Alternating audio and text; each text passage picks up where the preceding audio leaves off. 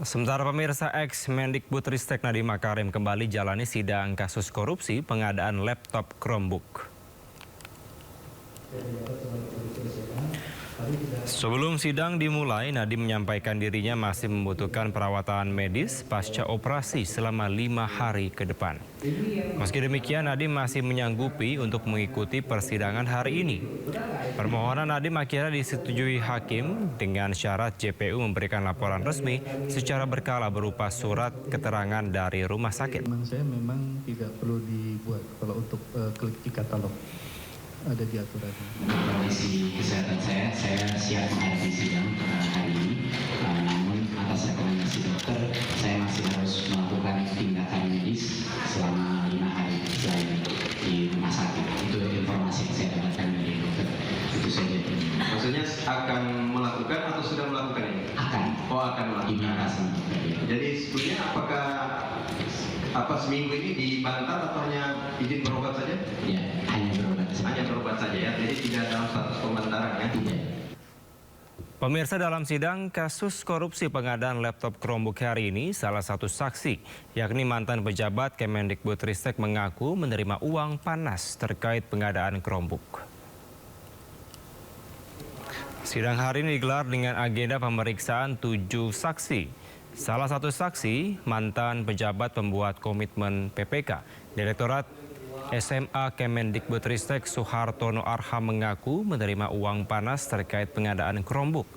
Suhartono mengaku menerima uang senilai $7.000 Amerika Serikat dari pihak penyedia Chromebook dan juga Chrome Device Management atau CDM.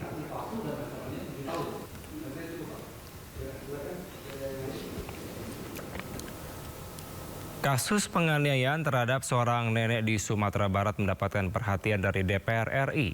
DPR meminta aparat penegak hukum mengusut tuntas kasus kekerasan tersebut.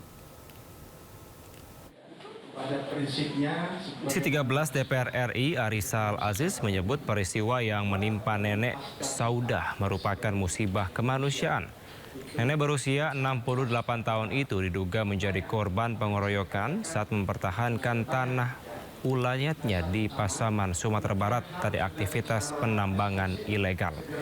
DPR mengajak sejumlah lembaga terkait seperti Kementerian HAM, Komnas HAM, Komnas Perempuan, dan LPSK untuk mengawal kasus ini. Berdasarkan laporan korban, terdapat 4 orang terduga pelaku.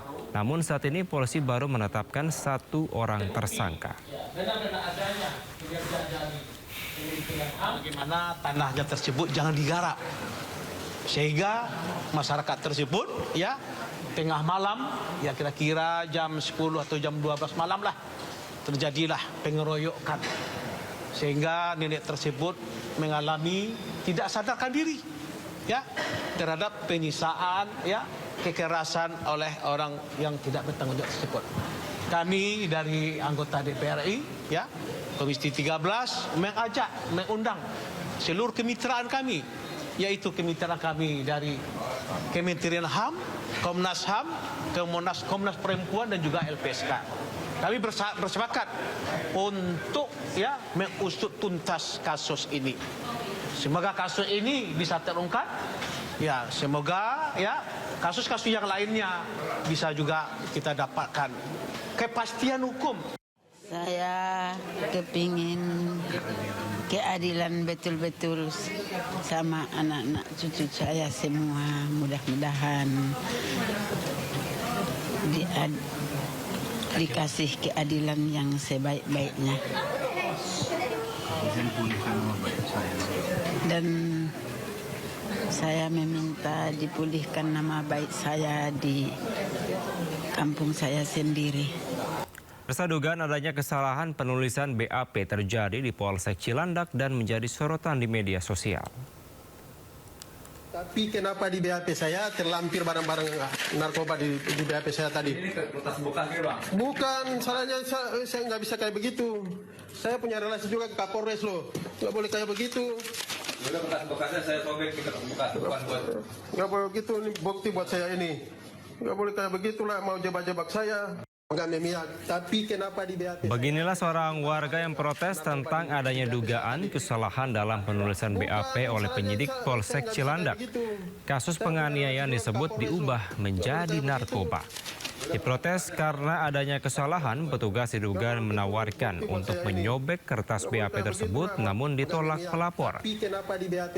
Akibat dari peristiwa ini, Propam telah memeriksa oknum penyidik dan juga polisi dan sudah meminta maaf kepada pelapor. Saya punya relasi juga ke Kapolres loh, nggak boleh kayak begitu. Udah bekas-bekasnya saya sobek, kita buka. Nggak boleh begitu, ini bukti buat saya ini.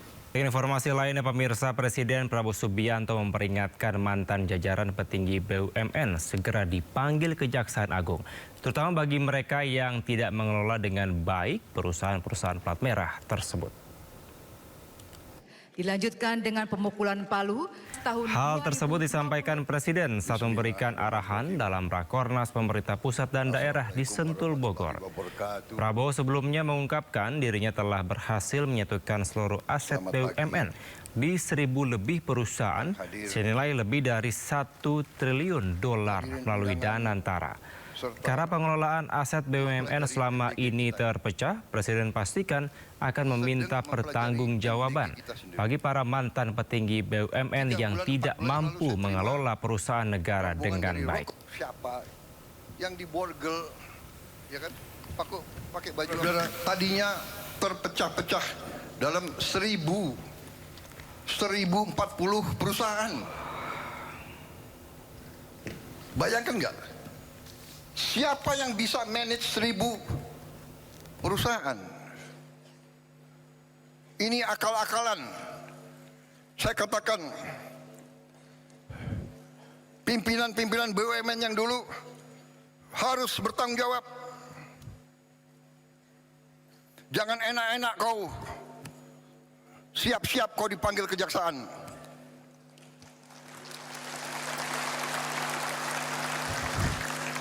Kan mereka ngejek, Prabowo tuh hanya bisa ngomong di podium aja. Oh ya? Ya tunggu aja panggilan. Lu jangan nantang gue lo. Pemirsa, hari ini Danantara mulai turun tangan atasi gejolak pasar saham. Danantara umumkan akan menaruh dana di saham-saham yang ada di pasar uang Indonesia.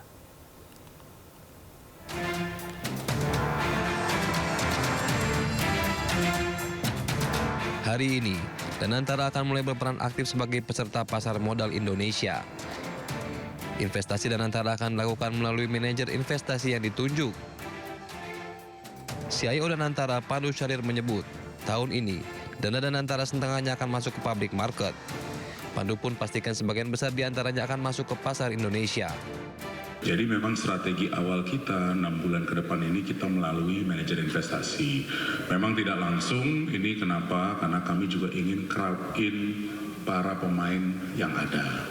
Dan jumlahnya memang signifikan, tapi ya kita juga membeli arahan dari kami kepada manajer-manajer investasi yang kami tunjuk. Tolong dibeli saham yang memiliki good growth, good fundamental, good liquidity. Itu juga sangat penting dan juga make sure it has good cash flow. Sejumlah pakar ekonomi pun buka suara terkait kondisi ekonomi Indonesia saat ini. Salah satunya mantan Gubernur Bank Indonesia, sekaligus Board of Advisor Prasasti Institute, Burhanuddin Abdullah. Ekonomi Indonesia menunjukkan gejala inersia yang kuat yang disebabkan oleh faktor-faktor struktural, birokrasi kita, dan mungkin psikologis. Gejolak IHSG berawal saat pembukaan IHSG pada Rabu, 28 Januari 2026 ambruk. Anjloknya nilai IHSG berlanjut di hari berikutnya. Bahkan, pada Kamis 29 Januari 2026, IHSG dibuka ambruk hingga 8% ke level 7.654. Perdagangan pun sempat dihentikan hingga 2 kali untuk menjaga harga pasar.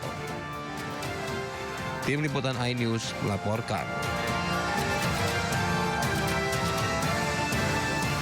Terima kasih Anda masih di Sindo Sore. Pemirsa, Kejaksaan mengembalikan berkas perkara Roy Suryo CS terkait kasus tudingan ijazah palsu Presiden ke-7 RI Joko Widodo kepada penyidik polisi. Disampaikan oleh Kabid Humas Polda Metro Jaya, Kombes Pol Budi Hermanto, Kejaksaan mengembalikan berkas perkara 3 tersangka yakni Roy Suryo, Rismon Sianipar, dan Dr. Tifa untuk dilengkapi. Kejaksaan merekomendasikan penyidik untuk melanjutkan pemeriksaan terhadap saksi dan ahli yang diajukan Roy Suryo. Setelah pemeriksaan, berkas perkara akan dilimpahkan kembali ke Kejaksaan untuk diproses ke meja hijau. Waalaikumsalam warahmatullahi wabarakatuh. Terima kasih dan apresiasi. Untuk berkas perkara sudah dikirim untuk koordinasi kepada Kejaksaan, tetapi ada beberapa petunjuk dari jaksa untuk melakukan pemeriksaan pendalaman terhadap saksi, saksi ahli, dan barang bukti lainnya. Nanti setelah itu lengkap pasti akan dikirim untuk kejaksaan. Menanggapi hal ini, pemirsa, Roy Suryo mengatakan dirinya sudah memprediksi pengembalian berkas perkara oleh jaksa. Ia menilai pengembalian berkas itu pertanda penyidik belum memenuhi syarat dalam Kitab Undang-Undang Hukum Acara Pidana atau KUHAP. Kira sudah lama, karena apa? Terutama BAP dari kami bertiga ya, dari RRT, dan juga kemudian saya dengar isi dari Pak Rizal Fadila, juga dari Bu Kurnia, dan juga Mas Rustam. Kami itu menolak semua ya pertanyaan yang tidak ada hubungannya dengan tanggal yang ditanyakan pada saat surat panggilan. Pada surat itu kan tanggalnya adalah 22 Januari tahun 2025 atau 26 Maret 2020. Di tanggal-tanggal itu kami itu nggak ada. Jadi apa bisa, Mbak, itu kalau misalnya kita sebagai saksi, itu harus mengatakan apa yang kita lihat sendiri, apa yang kita dengar sendiri. Kita nggak boleh menceritakan. Pertanyaan ke saya waktu itu, apa yang Anda ketahui pada tanggal 22? Lah saya kan nggak ngerti tanggal itu, saya istilahnya belum ikut perkara ini gitu. Saya baru mulai ikut tuh tanggal 15 April ketika ke UGM. Itu pun setelah kami menganalisa gambar tanggal 1 April yang diunggah oleh Dian Sandi. Itu baru. Nah kalau tanggal itu boleh ditanyain. Nggak ada pertanyaan tanggal itu. Jadi kalau pertanyaan nggak nyambung, harusnya jaksa peneliti yang nanti memeriksa itu untuk disidangkan di berkas, pasti juga tidak akan mengizinkan berkas itu jalan terus.